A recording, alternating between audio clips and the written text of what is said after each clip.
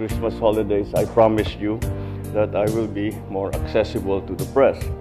And I am now fulfilling that promise. And because, to tell you the truth, I've been a little bit dissatisfied with the ambush interview. Kasi some of the things that we talk about are not simple na yung isang soundbite lang kuha na. Hindi pwede yun. So, so I thought that we should have a proper press conference where you can ask your questions, take your time asking the question, hindi tayo nagmamadali. And to continue that, I think I've asked Cesar to arrange that we do this at least once a month, unless there's something very, very important, like there is today. Now, I know I have been watching. Huwag na tayo mag-impeachment dahil madaming ibang trabaho at actually it's also not practical. Nung panahon na yon, nung una kong sinabi yun, wala pang nagpa-file ng impeachment. Kaya sana, I was hoping na makumbinsi ko lahat ng kung sino man, huwag na muna natin gawin ito. Kung meron talagang, kung talagang meron kayong paniniwala na kailangan gawin ito, huwag naman siguro muna ngayon at marami pa tayong gagawin. Kaya kung titignan naman ninyo, yung mga kaalyado ko sa House of Representatives, wala sa kanila ang nag-file. Wala, sumunod naman nila sa hiniling ko sa kanila na huwag silang mag-file ng impeachment dahil hindi magandang timing at saka marami pang problema. Ngunit, may ibang grupo, of course, the Makabayan Group out of the House of Representatives, Senator Laila De Lima, the religious group nag-file ng tatlo. And if you remember, nung statement si JPE na sinasabi niya hindi pwedeng pigilin yan dahil may grupo na ayaw. I think he was referring to Iglesia ni Cristo. So sinabi niya, hindi naman natin pwedeng pigil dahil may grupo o may tao na ayaw yan. At sinabi ko sa inyo, nung tinanong niyo sa akin, sabi ko, I agree with him. Totoo. And if you remember, my words were this: they will not, once the impeachment complaints are filed, they have no choice. The House has no choice. The Senate has no choice. Kailangan nilang i-proseso ang impeachment complaint. And that's exactly what has happened.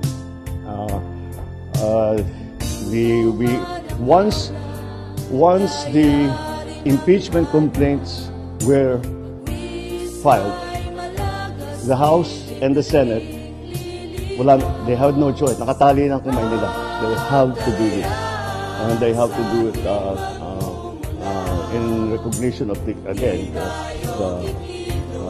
complaints that have been filed. So, yun ang nangyari ngayon.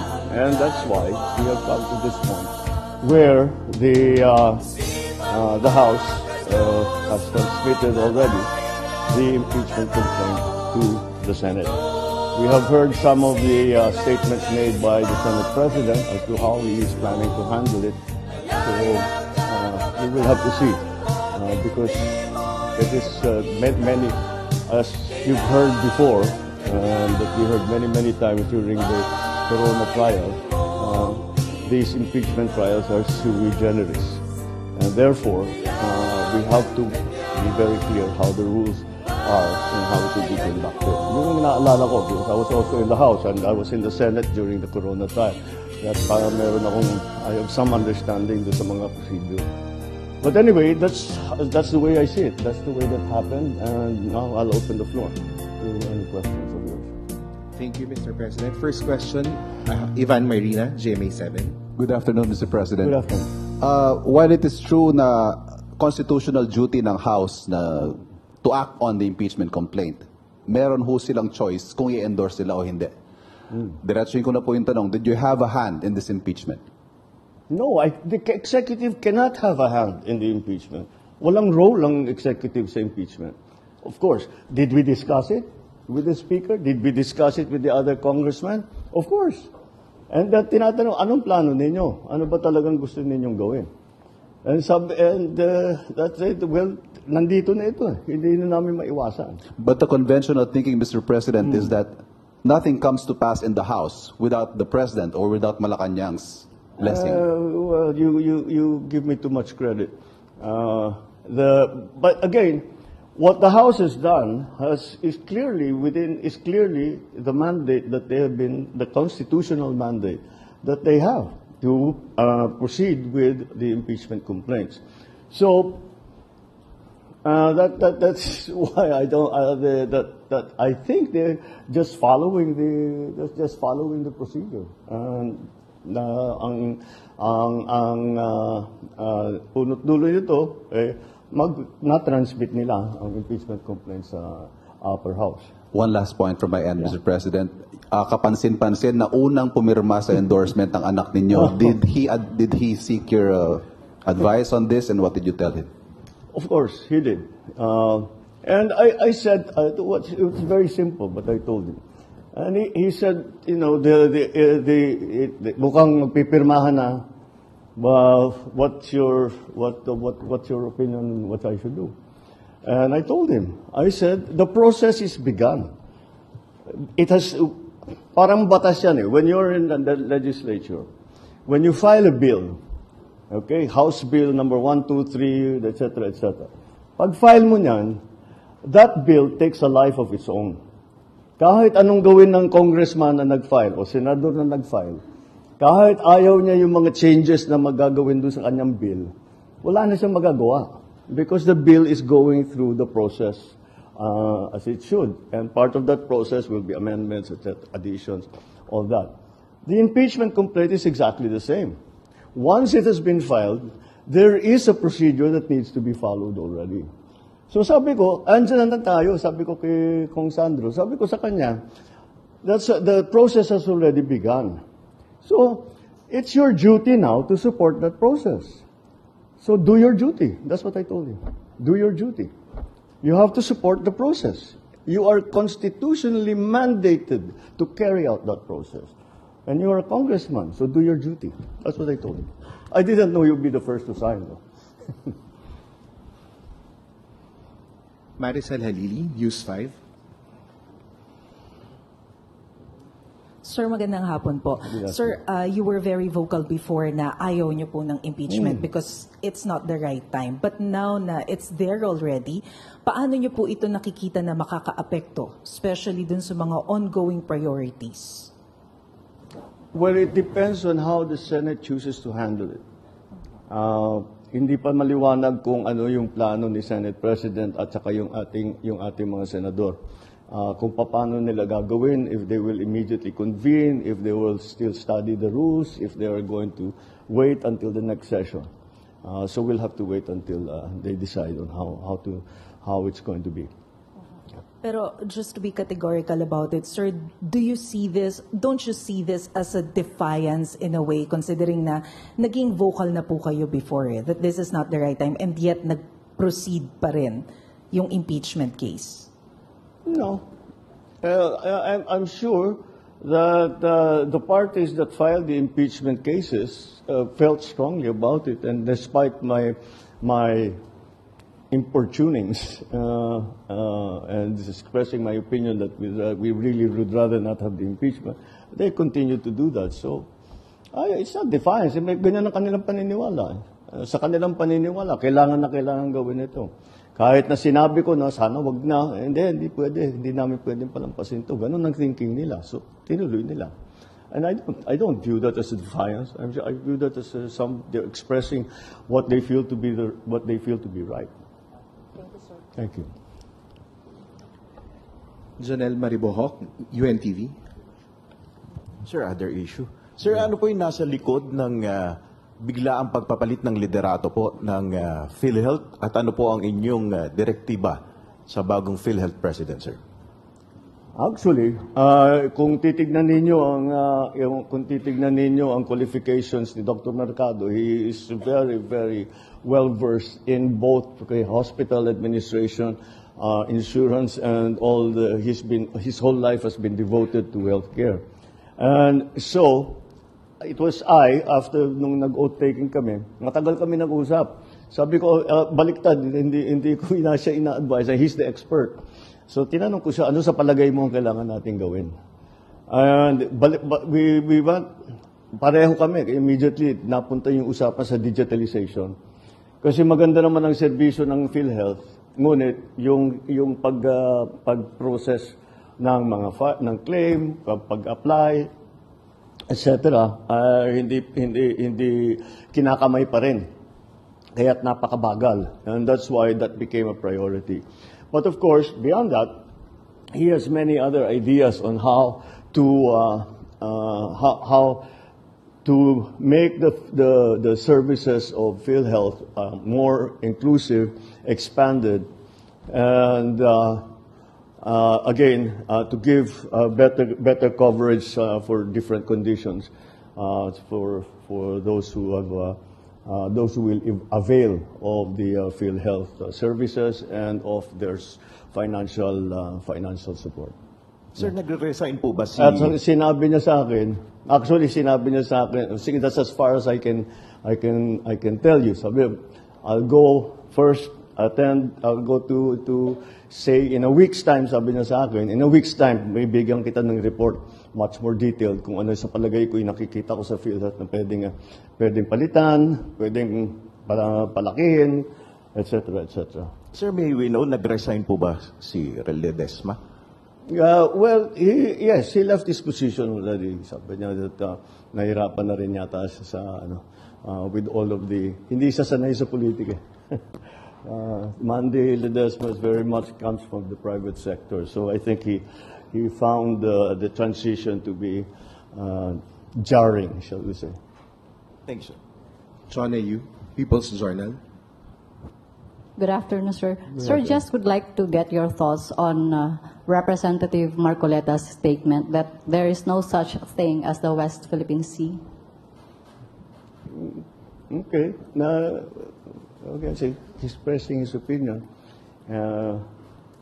When I see him, lulukuhin ko siya. He's a candidate, so he has to grab headlines, di ba? So tama yung ginawa na for a candidate. Ngayon, ever talking about him na.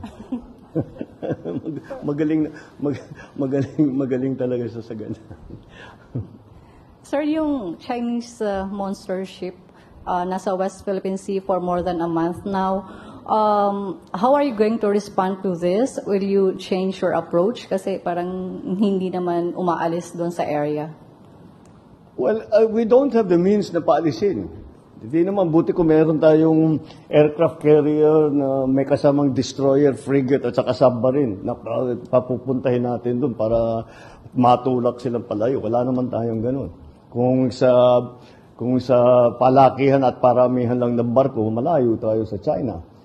Pero ang policy naman natin is that we will just continue to defend our territorial, our sovereign territory and our territorial rights in the EEZ. Yun lang. Kahit ano pang ang iniisip na ano bang mission ng Coast Guard, ano bang mission ng Navy to protect the territorial integrity of the Philippines. So that's what they will do. They will continue to do that no matter what any other foreign power does. That is what we will do. When we detect the presence of a foreign vessel who is beginning to intrude or coming close already to our coastal waters, papupuntahan natin ang barko. And we will challenge them. And we will make sure that they know that this is what they are doing is illegal. Of course, they will counter saying that they're doing regular peacekeeping law enforcement patrols. But they will always find they will always find the Philippine presence no matter what they do. Kahit na kahit na banggain na yung barko natin, kahit na mag-water cannon sila, mag-laser sila, kahit kung ano pang gawin na mag-block sila, laging nandyan ang Pilipinas. We will always be there protecting our territory. We will always be there making sure our fishermen are able to exercise their sovereign rights. Nandyan lagi. That's their mission. And if their presence helps to, kasi kung minsan napapaalis nga nila kahit yung malalaking barko, then better. Then then they will have achieved what they are supposed to do while they are patrolling patrolling our waters. Sir, last na lang from me. Sir, last week you said na you had a deal with China. Nagbigay kayo ng kondisyon sa China na you will pull out the typhoon missile if and when China will stop its aggression. Nag-respond na po ba ang China about it? No. Or- No. I didn't expect them to either. Because, no, I didn't expect them to. And they haven't responded specifically. They've responded in general terms, saying that what they do is a lawful exercise in law enforcement and all that. But no, nothing specific on the missiles, nothing specific about the reduction of tension, the reduction of the aggressive moves, and nothing like that. Wala kaming napag-usapan na ganun. Thank you, Mr. President. Alexis Romero, Philippine Star. Good afternoon, Mr. President. No? Yes, Let sir. me just go back to one of our interviews during one of your previous US visits sa Honolulu, Hawaii, when asked about the looming impeachment supposedly that time, no, against Vice President Sara Duterte, no. When asked, no, you told reporters, you told us, binabantayan namin ng mabuti. This was in Honolulu, Mr. President. Binabantayan namin ng mabuti because we don't want her to be impeached. She does not deserve to be impeached, so we will make sure that this is something we will pay very close attention to. So that time, apparently, you do not want her impeached. Given these recent developments, do you hold that stance still, or your position has changed? It doesn't matter what I think. It will have to go to the procedure. It will go to trial, and we will have senator judges, and they will hear the case. The prosecutors will come from the House. There will be a defense panel, and it will be a trial. It doesn't matter what I think at this point. That was my opinion. That's my opinion when I was asked that. None of this had happened yet. But I have to keep reminding you, the executive wala kaming formal role in the entire impeachment process. The executive has no formal role.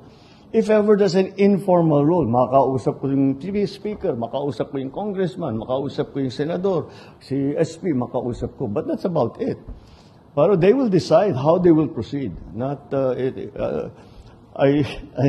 I don't think you can expect the congressman or the senator or the SP or the speaker to come to me. What do you want us to do? They know what they have their own way of doing things, and that's what they will implement. So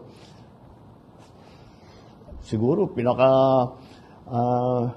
the most that a president can do, or any part of the department of the executive can do, is moral suasion. Wag na lang sana. Wala, that didn't work. Natuloy pa rin eh. So, we follow the process. Salamat po. Yeah. Raquel Bayan, Radyo Pilipinas. Hello, sir. Sir, I know co-equal branch po natin dito po, sir. I know co-equal branch po natin, sir, yung Senate. But are you planning, sir, to, personally ask the Senate kung paano po nila i-handle yung impeachment para po tayo sa executive makapag-address? Issue ng paano nila Kung paano po nila i-handle once na ma-transmit na po sa kanilang impeachment para lang po tayo sa executive, malaman rin po natin kung paano yung gagawin nating adjustment doon sa possible effect po sa bansa nito. doon sa Possible effect po ng impeachment sa bansa. It's not up again. You should ask now. At least at this point, it's in the Senate. You have to ask that from the Senate. If you're going to ask about the prosecution's case, I don't know if you'll get an answer right now because we've only just started. But they are the ones that you should be asking. From this point on, I'm just a very interested observer. But again, I don't appear. I will not be part of it. There will be no representation from the executive. Why should there be? So wala talagang we leave it to Congress, now specifically the Senate, to exercise their own wisdom. Eden Santos, Net 25. Mr. President, sabi niyo po ang impeachment ay hindi makapagdudulot ng kabutihan sa buhay ng kahit isang Pilipino. Nung nag-ask po ng advice sa inyo si Congressman Sandro Marcos, as a father and as a father of this nation, hindi niyo po ba naisip, na-advisean siya na gawin kanyang duty para sa kapakanan at interest ng mas nakararaming mga Pilipino, at yung kung ano po yung standing nyo na sana ay wag matuloy yung impeachment? The House is a collegial body. They decide as one. And that was what the House decided. He is a member of the House of Representatives. So, as a member of the House of Representatives, he has to do his duty. Whatever his opinions might be, he must do his duty. Even if he's hesitant, and all this applies to not only my son, it applies to all the congressmen. Once na-file na yung impeachment complaint, gawin nyo na yung trabaho ninyo. Wala na silang choice. Yun ang tinutukoy ko, yung una kong statement tungkol dito. The Senate has no choice, the House has no choice. That's exactly what the situation is. Once the second that the complaint were filed. Ang government po ba ay ready kung ano man po yung maging effect implication nung sakaling matuloy po yung impeachment trial sa Senado? If in case po na may effect, kasi magtatrabaho po sila, baka maapektuhan yung kanilang... Antayin natin kung ano yung gagawin nila. Because I don't know, wala tayong timetable, wala tayong paano yung i-conduct, what are the rules that will be followed, etc. Antayin natin. It is up to them how they decide to have their trial. When they have their trial, what are the rules for the trial, how they will conduct it, etc., etc. So, who will be the presiding judge? If we have a senator judge, who will be the presiding? All of that. Last na lang po, wala po bang plano ang ating Pangulo na pakiusapan po sila? Kayo po, wala po ba kayong plano bilang Pangulo ng ating bansa para pakiusapan mo sila na huwag nang ituloy yung impeachment dahil baka abala nga naman po sa trabaho ng ating gobyerno at syempre sa buhay at pamumuhay ng ating mga kababayan? The Senate has no choice. The House has no choice. They have to do this now. Once the impeachment complaint was filed, tumakbo na ang proseso. At kung hindi nila ipatakbo yung proseso, then they are delinquent in their duties. That's why they just have. That's what I meant. The House has no choice. They have to proceed with the impeachment complaint. The Senate now has no choice. They have to try the impeachment complaint. So making pakiusap, doing that, it won't change anything. It won't change anything. They still have to have a trial. Shona Yu, in People's Journal. Sir, natapos na yung session kahapon ng Congress. Magpapatawag po ba kayo ng special session para so that the Senate can proceed with the impeachment If the trial? senators ask for it, yes. Again, sila ang magde-decide. Hindi kami ang nagde-decide dito. If the Senate President calls me up on the telephone, the senators, kinausap ko yung mga senator kung pwede ba mag-special session. Sure, gagawin ko. Pero kung wala silang request na ganun, ibig sabihin, may iba pa silang ginagawa. They're not yet ready. Wala pang request ngayon, sir. How? Wala pang request as we speak. Naman, I just got it yesterday. Thank you, sir. No. Ann Soberano, Bombo Radio. Sir, good afternoon. Just want to get your thoughts lang, sir. May kumakalat kasing mga issue din na may mga kapalit na ayuda po. Yung mga pumirma pong mga congressman sa impeachment ay binigyan po daw ng ayuda.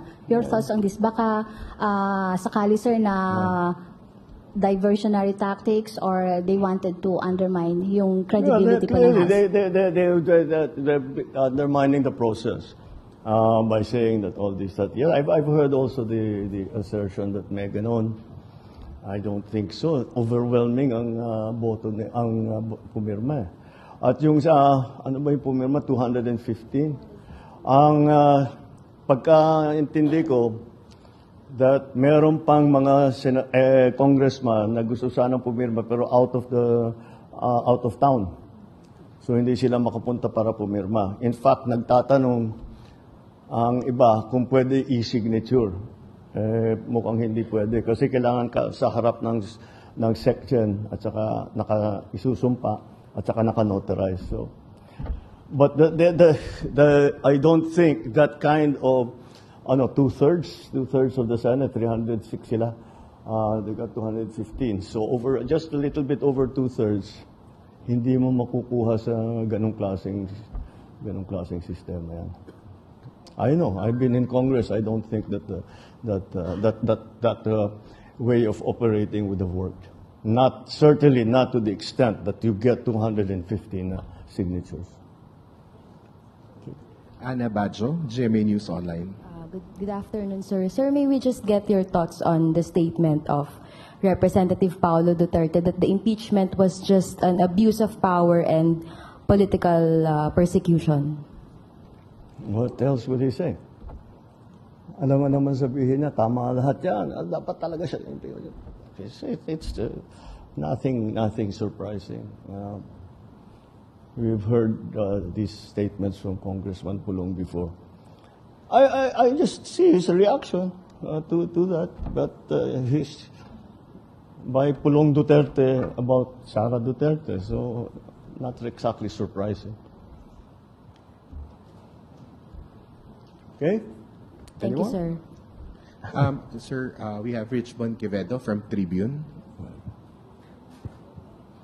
Sir, may I ask you, do you agree that somehow your opinions or statements has influenced certain members of Congress?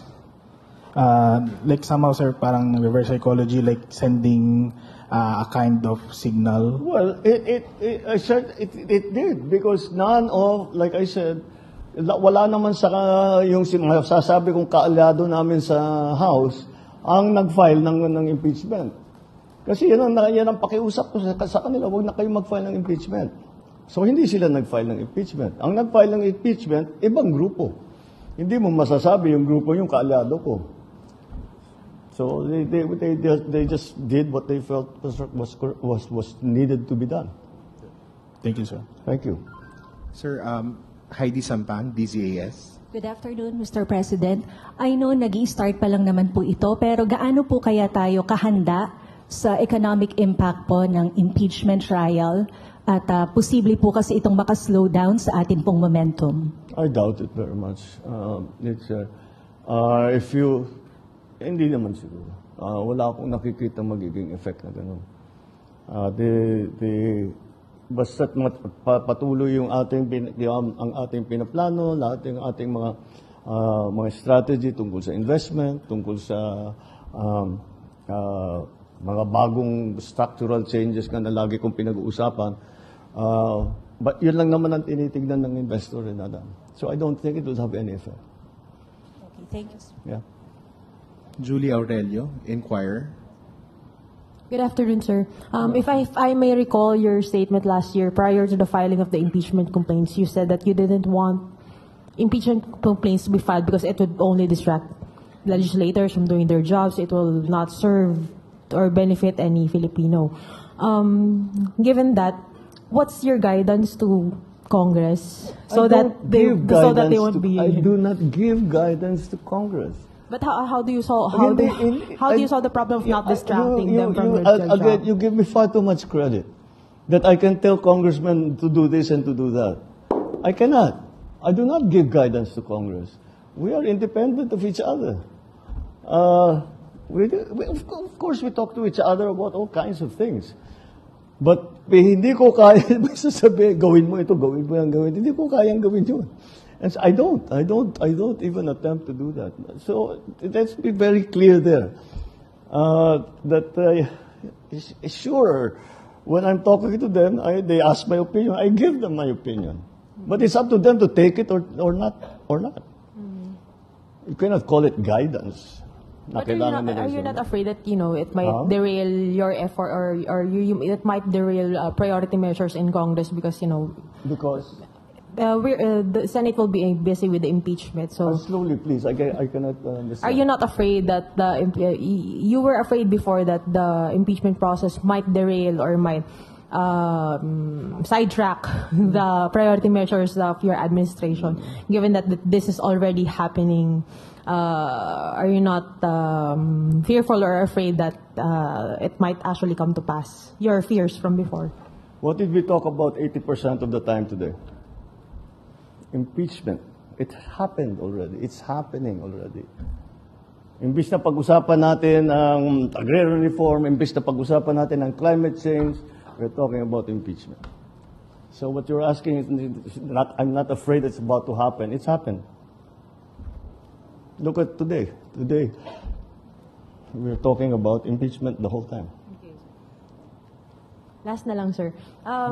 When you gave those, when you uttered those words that you're not in favor of impeaching the vice president, that happened when it was not yet filed. You made that clear, very, very clear. And yet, you did say that it is Congress's constitutional duty to let the process go, to let the impeachment process proceed as constitutionally mandated. However, the outcome is actually contrary to what you actually want, which is not to impeach the vice president. No, where is the contrary? Where is it contrary to what I said? Because you don't. Your thoughts was you do not want the vice president to be impeached. That's Okay. what you said before. Oh, so that's given my given that. Do you feel that don't you have any ill feelings towards congressmen who led to the transmittal of the impeachment articles to the the Senate? congressman with who I can just repeat it again. Lahat ng natatawag kong kaalyado ko sa House of Representatives, wala sa kanila ang nag-file. But they signed it, sir. Huh? But they signed it. Because it's already there. Nandyan eh. Ano pang gagawin nila? And there was a very clearly a large bloc in Congress, at least 215, who wanted to sign the impeachment. They did not file a case because I asked them not to.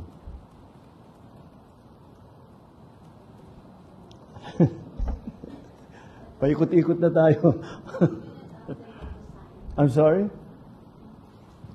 Mr. President, did you not ask them not to sign the impeachment complaint? Since sabi niyo po na napakiusapan niyo sila. Nobody filed.